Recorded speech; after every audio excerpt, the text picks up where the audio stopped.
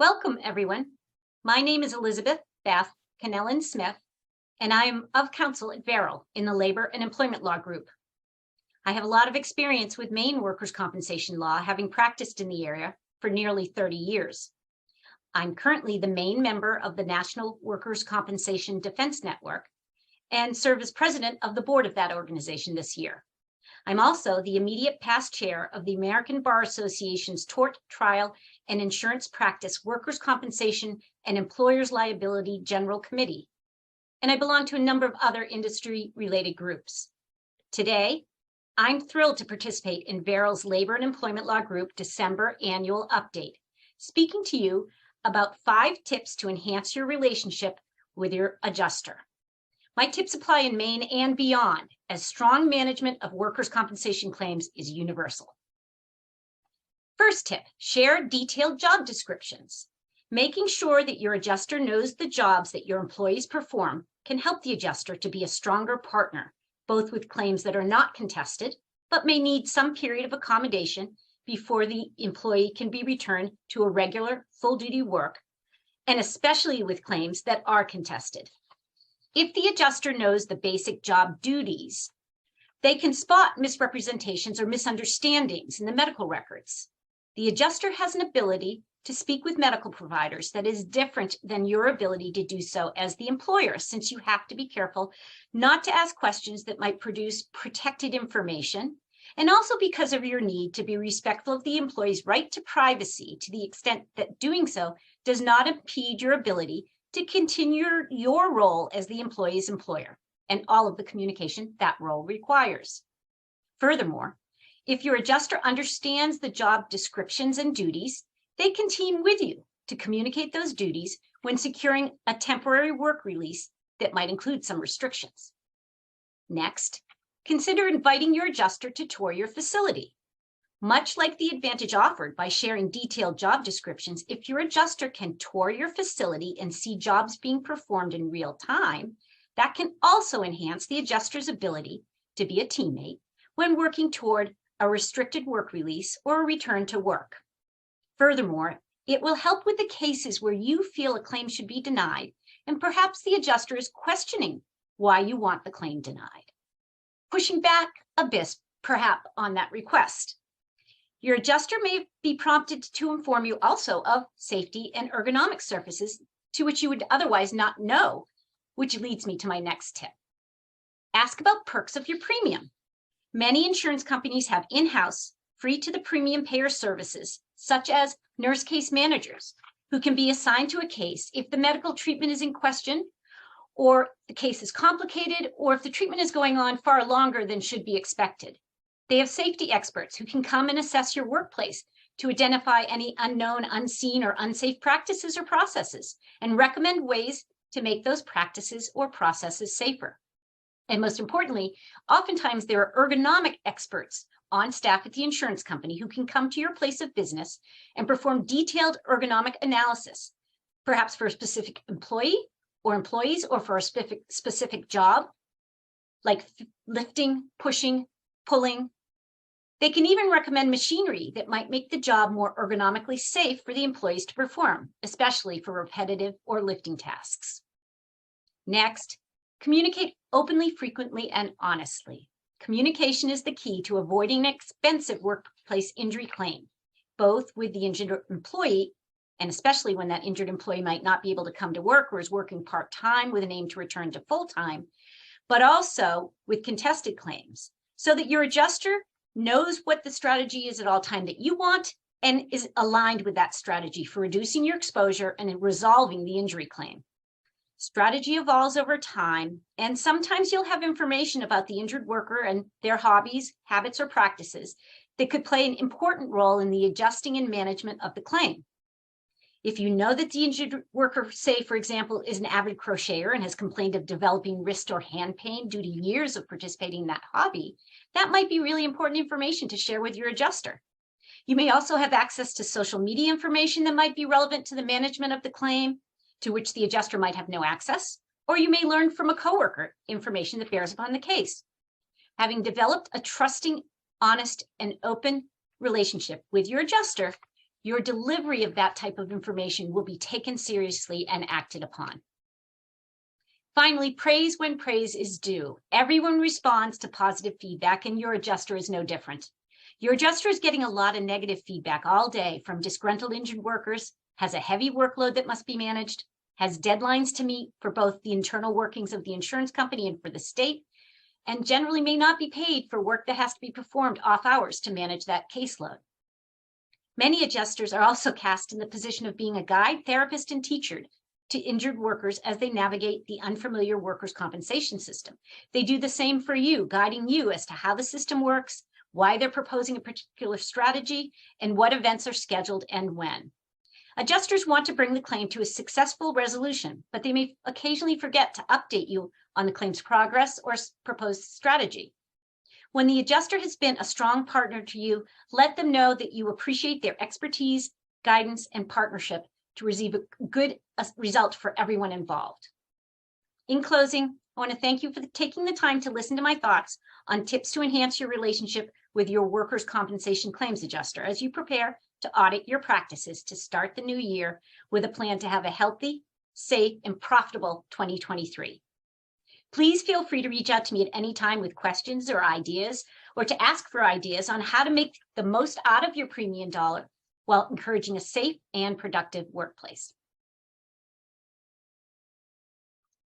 Hello, everyone. My name is Liz Johnston. I'm an attorney in Verrill's Employment and Labor Group. And for this segment of the December annual update, we're going to be doing a little refresher about compliance when performing employee background checks and screenings.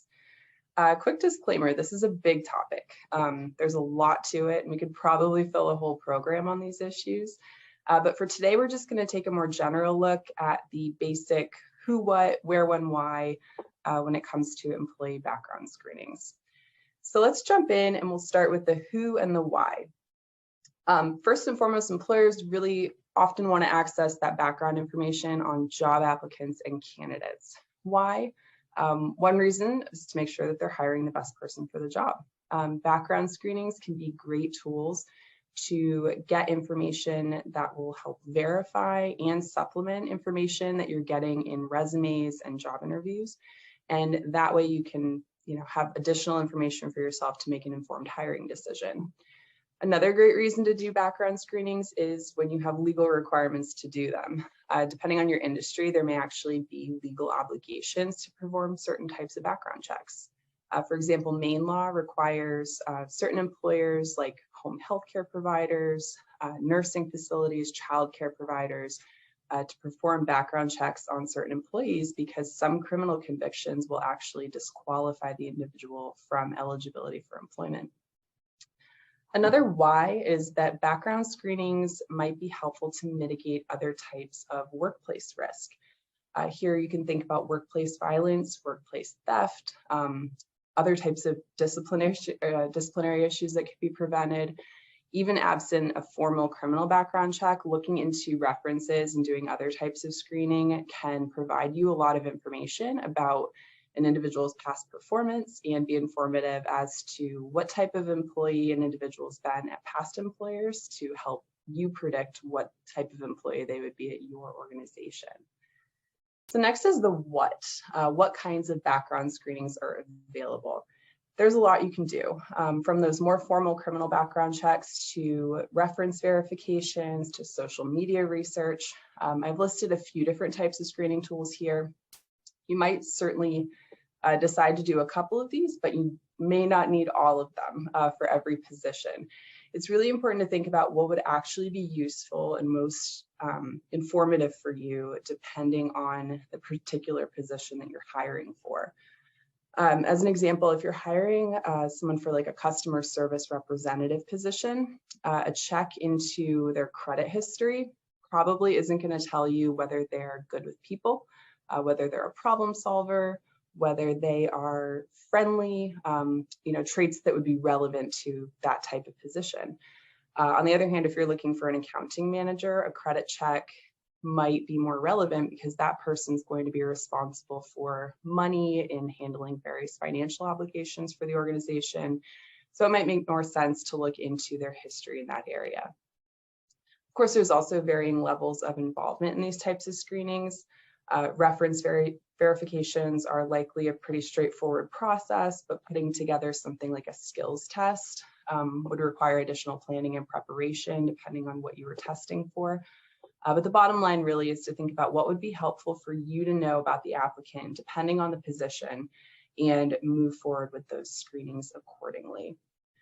So next we'll talk about the when and the how for background screenings. So first things first, if you are doing like a criminal background check or a credit check and using a consumer reporting agency, you need to make sure that you're following the requirements of the Fair Credit Reporting Act. Maine law requires following FCRA provisions, and other states will have similar requirements as well. And what this means is, just in a nutshell, you need to disclose your intent to do the background check in a standalone document and get written consent from the individual to get the report run. You'll also need to make sure that you're complying with additional disclosure requirements if you take an adverse action because of information in the report. For any provider that you have running and compiling these reports for you, it's important that they be compliant with state law and the FCRA as well. For any background screening, you also are going to just generally need to make sure that you're complying with applicable law. And that's super broad, I know, but it goes to really the both when and the how of background screenings. So much of this is going to depend on what type of check you're doing and what state you are hiring in, as each state is going to have different laws that might govern here. And apply to different types of screenings. And states can really vary significantly from each other, so it is important to be mindful of where you are to make sure that you're in compliance. One type of law to keep in mind that is state specific is whether a ban the box rule applies. These types of laws govern if and when an employer can inquire about criminal history during an application process.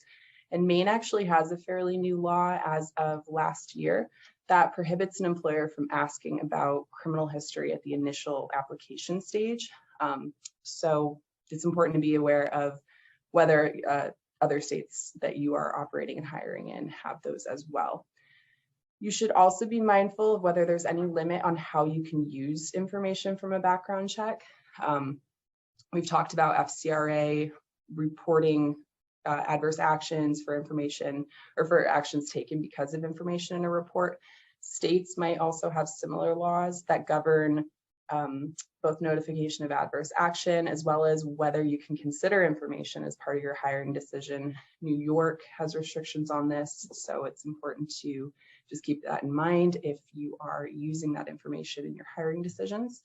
For other checks like drug testing, again, rules and laws are going to vary by state. But if you are doing drug testing, then you will want to be sure to check with your applicable like State Department of Labor regarding testing procedures and what's permissible pre-employment. And the ADA is also a really important law to keep in mind if you're doing background screenings, not only for things like medical evaluations, but also if you're doing something like a skills test. Applicants may need accommodations for that testing if they have a disability. So, something like a different medium for testing or extra time on a skills test. So another area to keep in mind if you are engaging in that type of screening. Another sort of how for background screenings is being aware of screenings that are going to give you information about protected class membership. Particularly here, I'm thinking of social media investigation because it's something that's done so frequently and potentially has a lot of risk associated with it. And it's also something that people can do themselves. So you can picture a situation where you have an applicant and you look up their Facebook profile and you see that their profile picture is them and their 3 children. Maybe their profile's public and you see that they have some church volunteer pictures or posts up on their page, and maybe some friends are wishing them a happy such and such birthday. And then now at this point, you have all this information about their family status, their religious preferences, their age, all information which you would not have had you not done the social media research. But that's really hard to separate out once you see it. And obviously, hiring decisions can't be made on those factors. So that increases the risk of of making hiring decisions once you have that information from doing that type of investigation. More information isn't always better, so that's just something to be aware of with that type of screening measure in particular. A final point to keep in mind is maintaining consistency in your use of background screening tools. It really should be based on the position rather than the individual. And if you're selectively screening only certain individuals, first of all, it could beg the question of why certain individuals are being selected for those processes versus others. And it also just reduces the overall efficacy of the screening procedures that you have in place if you're only using them selectively. So with that, I know that was a really quick overview, but thank you so much for joining me for that overview on compliance and background screening. And if you have any questions, I welcome you to reach out to me or any other member of Verrill's Employment and Labor team. Thank you. Hello, my name is Rob Brooks, and I'm a partner at Verrill Dana, and I am the chair of its Labor and Employment Department. Thank you for joining us for this very brief discussion on a topic that seems to be more common these days, and I've entitled it, "Let's Keep This Between Us, Another Thing Employers Can't Say." And this is a reflection of what we perceive to be the sentiment of many of our clients, that the topics and things that you can discuss with your employees and keep it confidential seems to be getting shorter and shorter. And so I wanted to talk about that with you because we have seen some pretty significant developments in this area that, again, abridge or limit what employers and employees can agree about when it comes to the ability of employees to talk about what they do at work. So historically, employers have all kinds of agreements with employees that limit what they can say about what they do in the job, and both during the job and then, of course, also after they leave employment. They take different forms. One form is it's called a non-disclosure agreement or an NDA.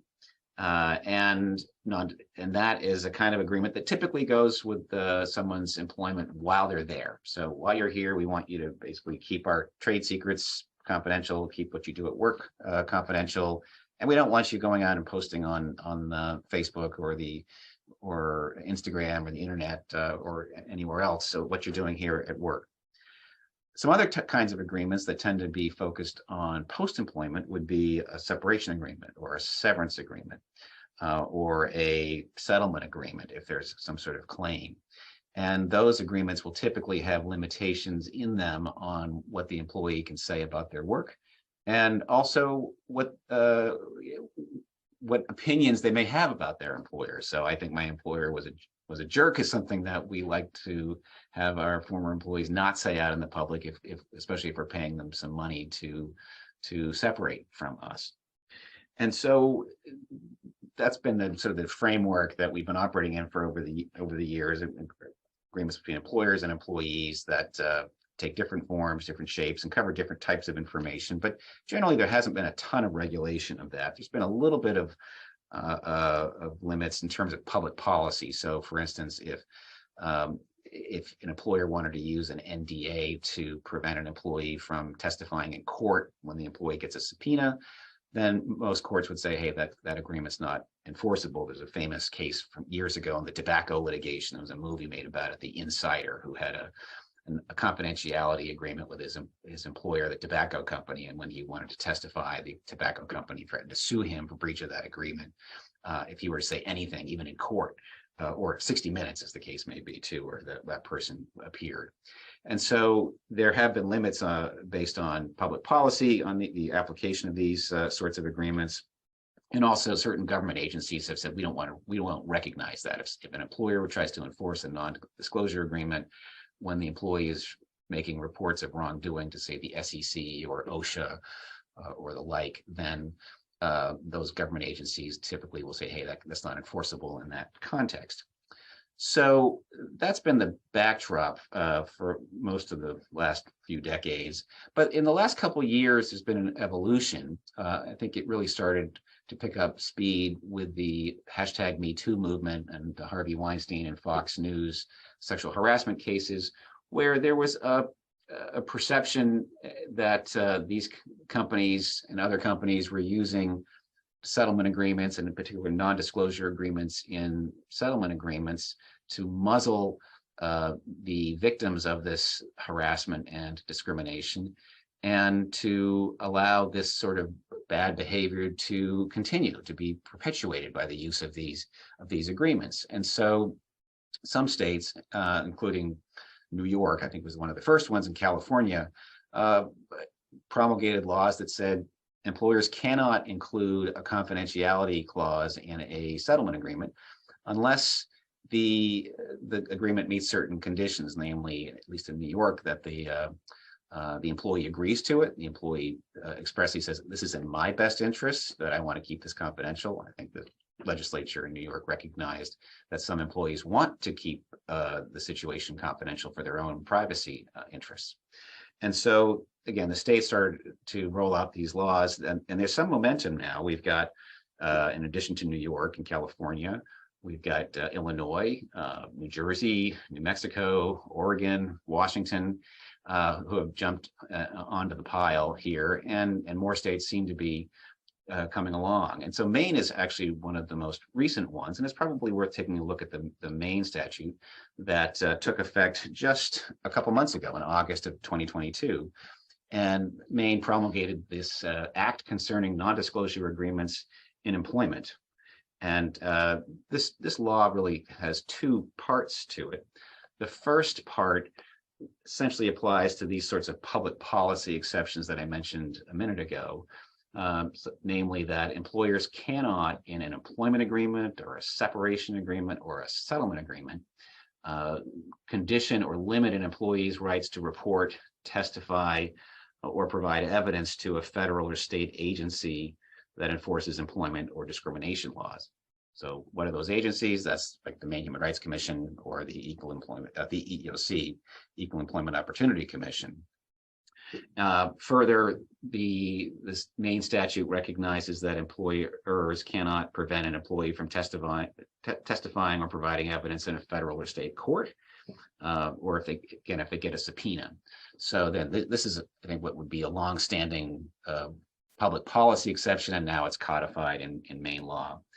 And further, the Maine statute prohibits employers from limiting an employee's ability to report conduct to a law enforcement agency. So if the employee wants to go to the police to report some activity that the employee perceives is unlawful, that there's nothing the employer can do or put in writing that would prevent that. So that's sort of the first part of the Maine confidentiality statute that just took effect. And I would say that, again, that's pretty consistent with what many employers are already doing. Although even if it's not written into an agreement, like a settlement agreement or an NDA, I think that most employers who are getting legal advice would not try to enforce an agreement that way. But here we have now the state codifying what I think has been the practice by most employers and lawyers in this area.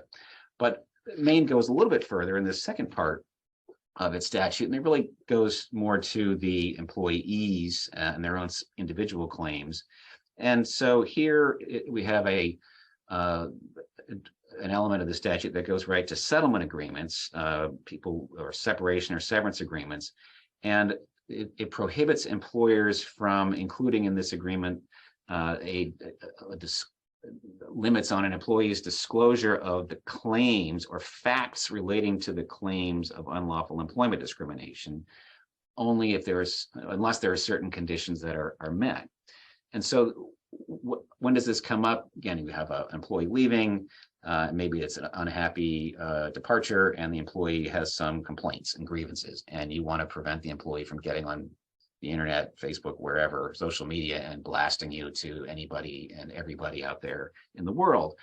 And that's a pretty legitimate business interest for most employers to try to preserve. And so we often do that in the forms of two types of clauses. One, confidentiality clause, we'll keep confidential what happened here at work. And secondly, we often include what's called the non-disparagement clause that says not only will you not say anything in the public about our confidential information, but also you're not going to bash us, and we're going to pay you some money in a separation agreement to go away, but on these conditions.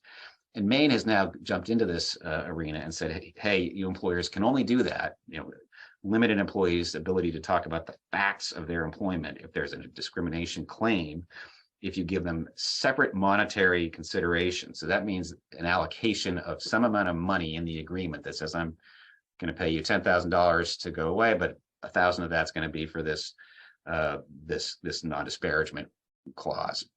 So that is an important development for employers, at least in Maine. Secondly, the law in Maine requires that all parties have to be subject to the non-disclosure requirement. That is a major shift. It can be a little awkward when you've got an employer with lots of mouths to worry about versus an employee who just has one mouth to worry about. But the Maine legislature has this provision now that says all parties have to be subject to this. And again, the law also preserves this other aspect of Part 1 of this new law, that nothing in this settlement agreement or severance agreement can prohibit an employee from going to a law enforcement agency or to a government agency. So I would say that the biggest takeaway from this talk is that if you're in Maine or even in any other state, it's worth looking at your separation agreement forms and updating them as much as you can to address the laws of the states where your employees are working. And secondly, I would say that it's really important that more so than ever that employers get legal advice before they roll out one of these forms that limits employees' ability to speak about their employment just because of this changing landscape. One other quick development to talk about is at the federal level. There's a law that is about to be, a bill that's about to be signed by President Biden. It's passed the Senate and the House. It's called the Federal Speak Out Act, and it renders any pre-dispute non-disclosure and non-disparagement clauses unenforceable if it relates to sexual assault or sexual harassment. So this is it's only pre-dispute, it's not post-dispute. So if you were settling a claim, this law wouldn't apply.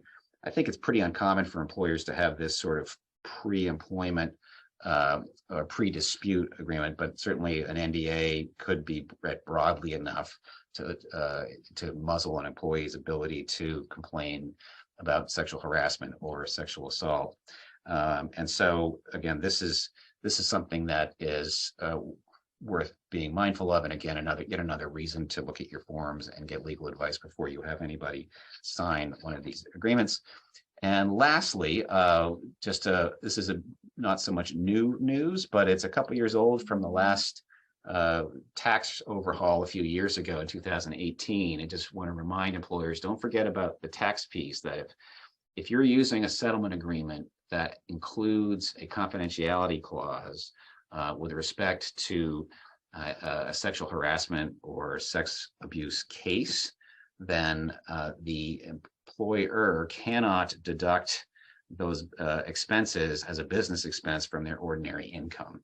So I'll let you read the tax code here, but it's just one of those things that it's useful to remember. So clearly this is a law that deters employers from having confidentiality clauses in their settlement agreements with employees as it relates to sexual harassment and sexual abuse cases.